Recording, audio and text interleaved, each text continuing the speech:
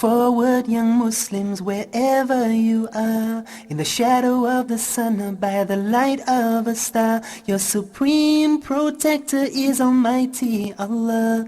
Go forward, young Muslims, wherever you are. Go forward, young Muslims, whoever you are. Press forward and forward to the light of Allah, and repeat, Alhamdulillah. Go forward, young Muslims, whoever you are. Assalamu alaikum wa rahmatullahi wa barakatuh. Welcome to our program, Teens and Parents. I am your host, Bilal Abdul Kareem, and I am very, very pleased that you are here with us today. Now, we're going to discuss a topic that should probably be a defining topic in terms of who we are as Muslims. Are we people who hold fast to the Quran and the Sunnah? We might be. Or are we people who are Muslims, but we kind of look for our guidance from other sources? We might be. Well, maybe after this particular episode, you're going to get a clearer picture in terms of what is inside of you and areas that we need to further develop. Now, let's take a look at some footage that we filmed outside, and then we're going to come back with our first guest. So take a look, sit back and relax, and enjoy the ride. Go forward, young Muslims, wherever you are, in the shadow of the sun or by the light of a star. I really think it's out of the question if it's relevant or not. I mean, day by day we continue to discover that if we had done what they have done back then, if we had kept this certain value standing or this certain law still enforced, much would have been better, you know what I mean? I really do think it's out of the question to ask whether it is relevant or not. It is relevant, but how do we get people to see that? That's the challenge. That's where the game is. Go forward, young Muslims, wherever you are, in the shadow of the sun or by the light of a star. Okay, here we are, back again. Now, let us introduce our first guest here this evening, and he is Bilal Al-Qassab, who is Syrian but grew up in Canada. And let's say to him, Assalamu alaikum wa rahmatullahi wa barakatuh. Wa alaikum salam wa rahmatullahi wa barakatuh. Bilal, I'm glad that you're here tonight because you're going to help us to try to shed some light on this particular topic. Inshallah. You ready? Inshallah. Inshallah. Is the Quran and Sunnah relevant to today's topics, issues, problems that are facing our young people today? Now, I don't want to limit this thing to just the young people, because that which is harming or facing the parents oftentimes has a trickle-down effect to the children. So let us discuss what are some of the topics or problems generally that are facing our young people today. Well, let's see. There are lots of problems that do affect the teens and the children in North America and the Eastern society. And to apply the Quran and Sunnah, I mean, it is applicable. If it wasn't applicable, Allah subhanahu wa ta'ala would not have ordained it for us. And He's just trying to protect us from what's out there, from what's wrong. And you know what? It's so obvious what's wrong. I mean, even if you don't have a religious background, there's something inside of you that kind of tells you, wait a second, that's wrong. Like, for example, if you're with your parents, you know, we're all kids at one point in time, and, you know, we all kind of lie to our parents sometimes because we know we're doing something wrong, right? So there's something inside you that knows there's something wrong. What will happen is that as time goes on, that begins to become suppressed, because our young people today, you know, they're caught in a box, and it seems as if there's sins all around them. I mean, peer pressure, substance abuse, premarital sexual relations, which is something that it's so difficult to withstand, because all you've got to do is just walk down the block and just look to the left, look to the right. You've got this billboard with this lady half naked. Absolutely. And, you know, we're dealing with drug addiction. You've got here you go and you try to raise your children, and then you send them to school, and you've got some guy who's waiting there at the corner before he goes to the bus stop, and he's saying, hey, look, I got something for you to try. You know?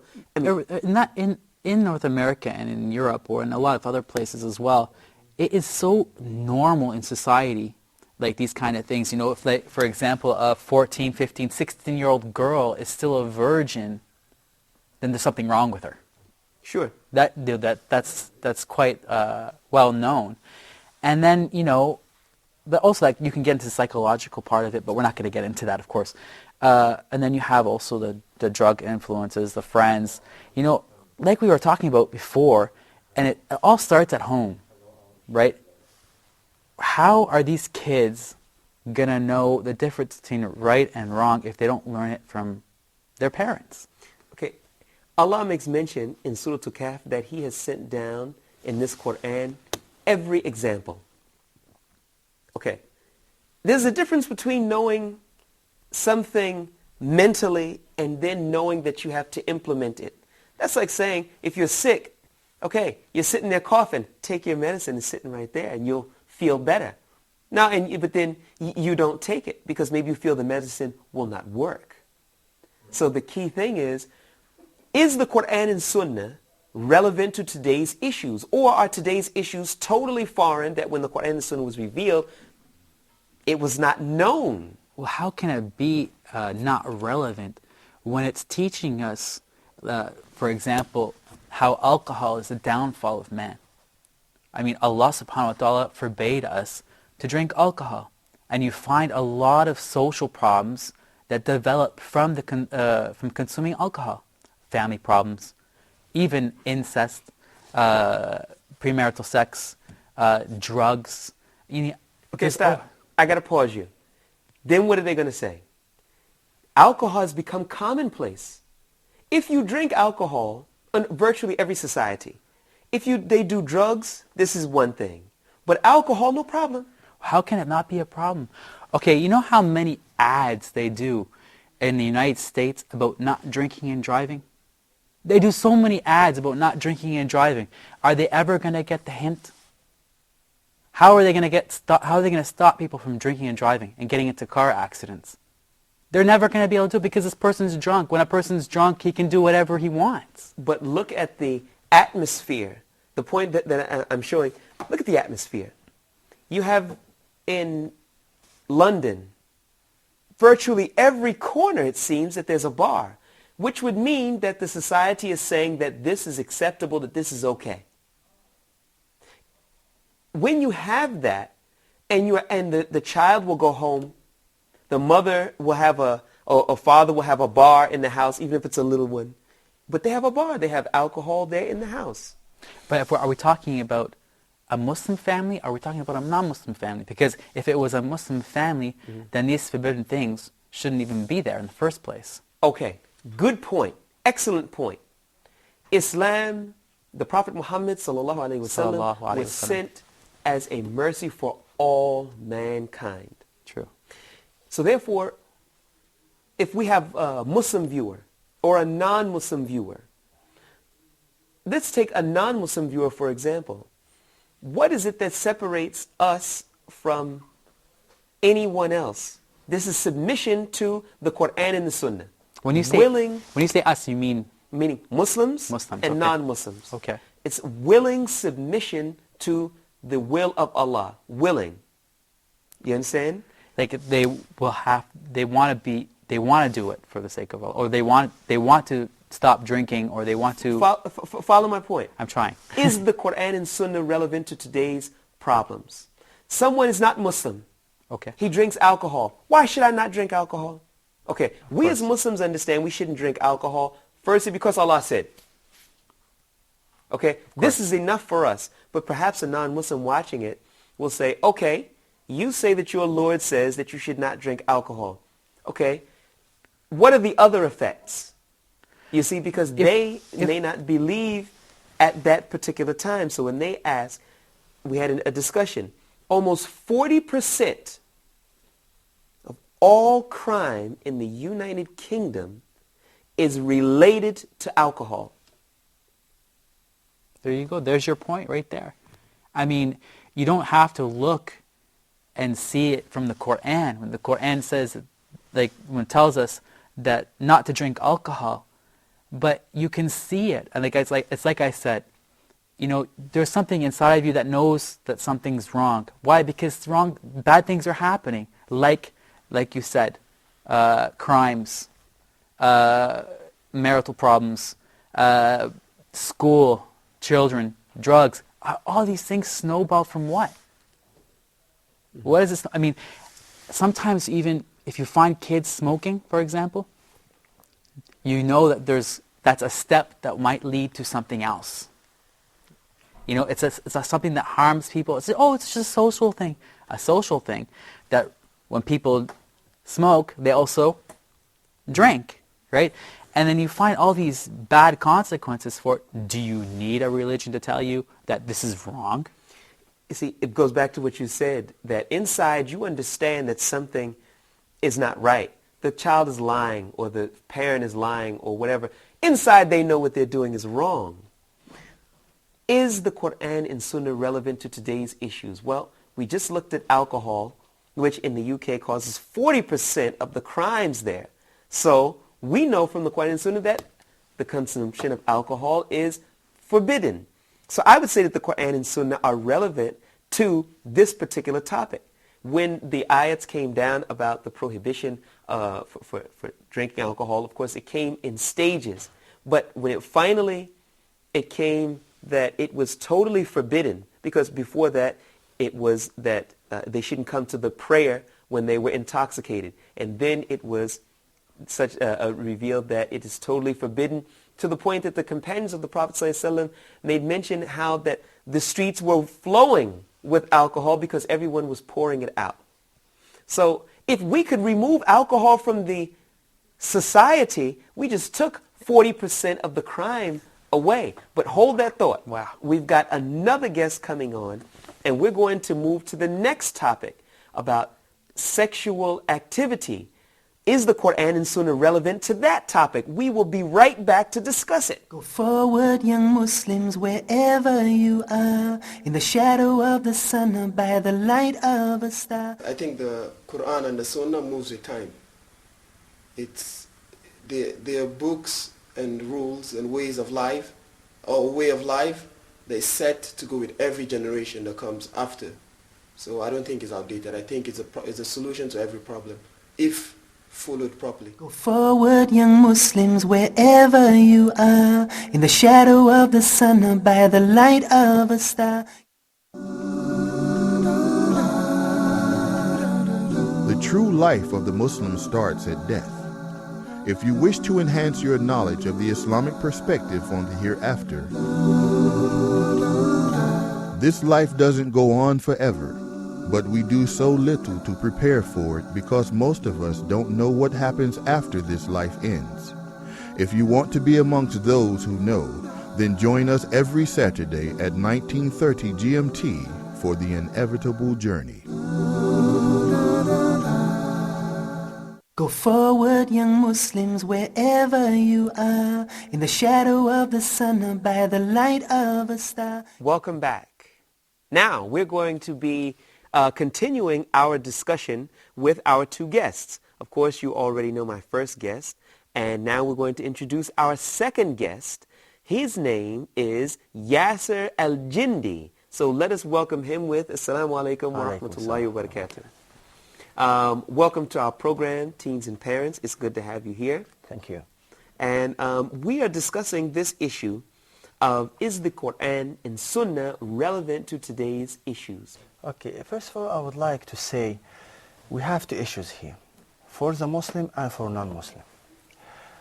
For the Muslim, they believe in Allah subhanahu wa ta'ala and Prophet Muhammad sallallahu alaihi wasallam, so they have to say, Sami'na wa ata'na, we listen and we'll obey.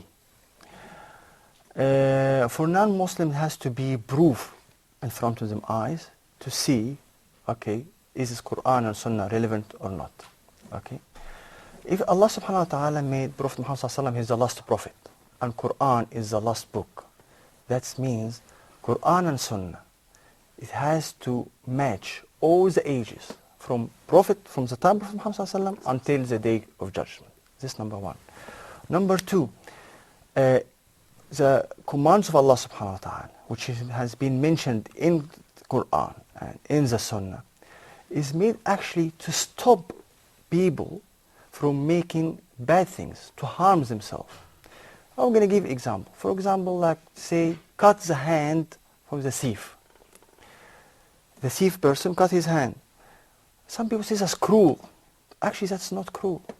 Allah subhanahu wa ta'ala, when He ordered us to do this, it's to protect the society and to stop stealing from the beginning. If a person knows that his hands are going to be cut off, why he will steal from the first place? Okay? It kind of removes the motivation. You know, okay. As well, for the like 6 topics we're going to mention here. When Allah subhanahu wa ta'ala say, for example, separate ladies from gentlemen, okay? That is to protect the society as well. Can I throw a statistic at you? Please. There've been more than one poll, but polls show 60%, listen, 60% of married couples say that they have been unfaithful to their wives or to their husbands.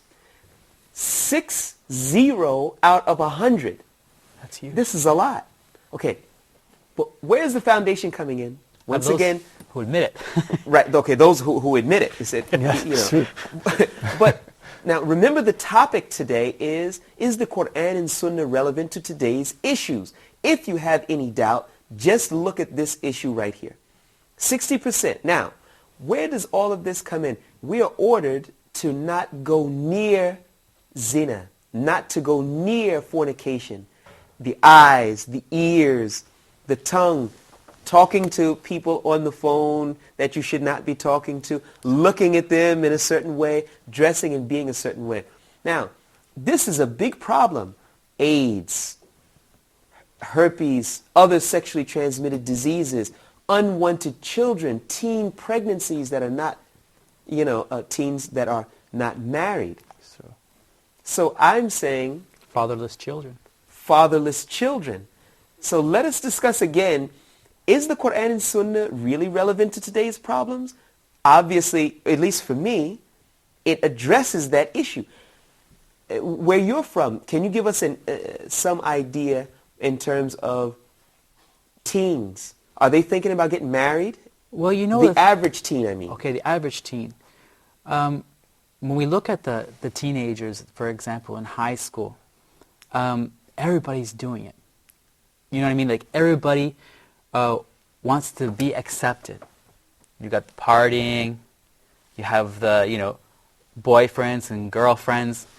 The sad part is, I mean, when it comes to teen sex, you have the males, they're just, starting to become men, and they're seeing these women and these girls in a different way. So they have their urges. And women, on the other hand, I don't think that there's any woman out there, and God knows best, that when they're a virgin, that their first man is so special. Like, they want this first man to be their last man, to be their husband, to share the rest of their life with, someone they love. I don't think there's any girl out there that wants to give this virginity to just like that. Mm-hmm. Okay, so what happens here? She's so uptight about it, and then the boy convinces her, he lies to her, oh, I love you, and this and that. And then next thing you know, she's giving herself to him because she wants him to love her. Then it's so easy for him. He's like, okay, I got her. Let's go and move on to the next thing. Now she's all brokenhearted. And she's got this void in her heart. So what is she going to... She's got to look for something to fill that void. So then she goes to the next guy. The next guy comes up to her and introduces himself. Oh, it's even easier for him to get into bed with her. So... Because the atmosphere has been made easy. That's what it is. So, I mean, after a while, she's just used to that. Now she has no feelings anymore. It's not so special anymore.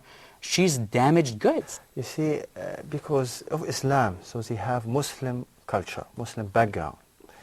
And as a brother mentioned, virgin, for the girl to be virgin in an Eastern society or Muslim society is a very important issue for her. She has to marry and she's virgin. Even important for the man, he has to marry virgin woman. Okay, so that makes the girl really try to keep her virginity until she get married, and that is something make her special. Something make her really she's good of value. Okay. Sorry, and for the man as well, when you feel like, yes, I have this woman, my wife, she's special for me. No other man, he touch her. So it really makes them life like they have the right to choice. Okay, and that's because of Islam. Islam says it has to be separate. So they trying, and the parents influence them children from day one that look, something like that you never do it unless you are married. You see, an interesting point where we're discussing about the problems facing society today. One of the big problems, of course, are AIDS. Another problem are the sexually transmitted diseases. But AIDS and other sexually transmitted diseases are not as prevalent amongst married couples. Of course not. Of course not. Okay, now, some people will argue there are such and such amount of women to such and such amount of men. Okay, so now you have more women than you do men. So that means that some people are not going to get married, some people are going to cheat, some people are going to do their own thing, because Allah subhanahu wa ta'ala placed desires inside of us. Once again, is the Quran and Sunnah relevant to today's issues? Meaning, when you talk about someone and they say, listen, so-and-so, maybe she may be a non-Muslim. Would you have a man who has another girlfriend? She might say, I may not like it, but maybe. If you say, would you be willing to marry a man who has another wife? Oh, no, never. Can't be serious.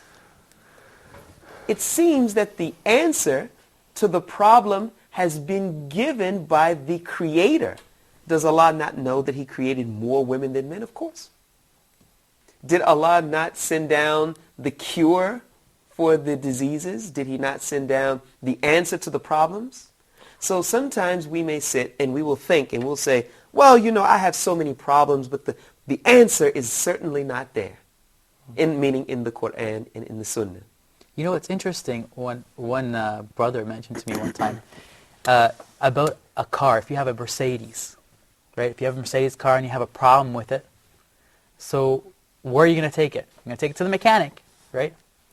But the mechanic finds out that you've been pouring water in the gas tank, right? So he knows that the problem is that you're putting water in the gas tank when it's supposed to be gas, right? So why does he know that? Because he knows about the car. That company or whatever, they're the ones who built the car, and they have people that studied it or whatever.